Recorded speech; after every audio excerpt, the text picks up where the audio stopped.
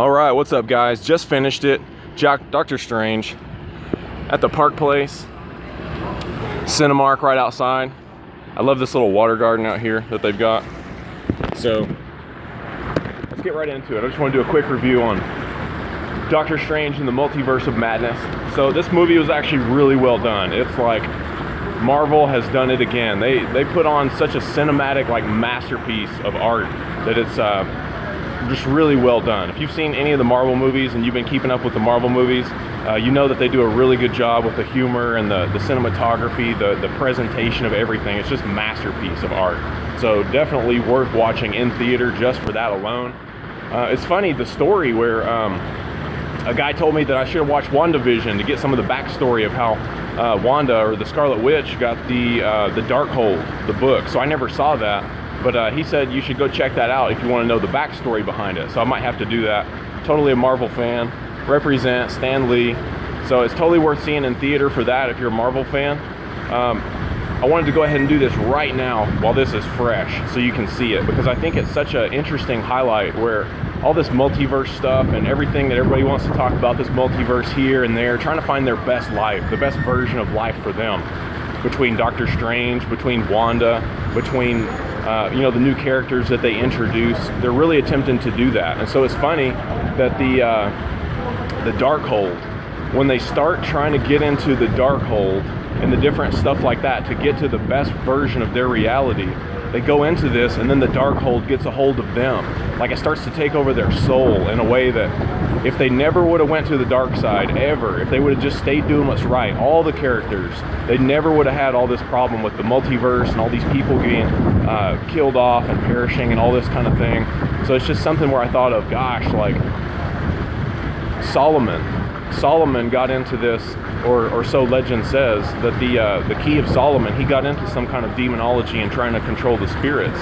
And so that's this real big part of this. I was talking with a guy at church, and he had mentioned this, directed by Sam Raimi, and some of the newer stuff he had done had gotten really dark. Like some of the older, like Army of Darkness that he did was like fun and goofy and quirky, but then getting into some of his newer, whatever the newer show was, it was getting really dark. And so this movie has kind of a darker tone to it.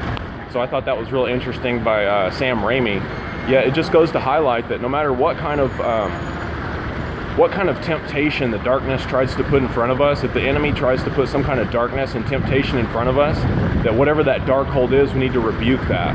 Because they're looking for all these different books, the book of the Darkhold, the book of Ashanti. They're trying to figure out how to, how to solve these challenges, basically. And it's going into this magic, this sorcery, even getting into this dark, witchcraft, right?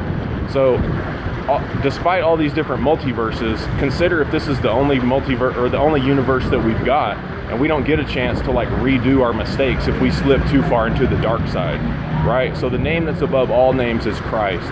That's where you find your peace, your joy, your healing. And it's just, it's funny to see a movie where they write these characters and this story like this, but then to come back to this reality and say, what is the answer? And so Christ, there is an answer for all of this, to overcome these things. Like Wanda was concerned about not having kids.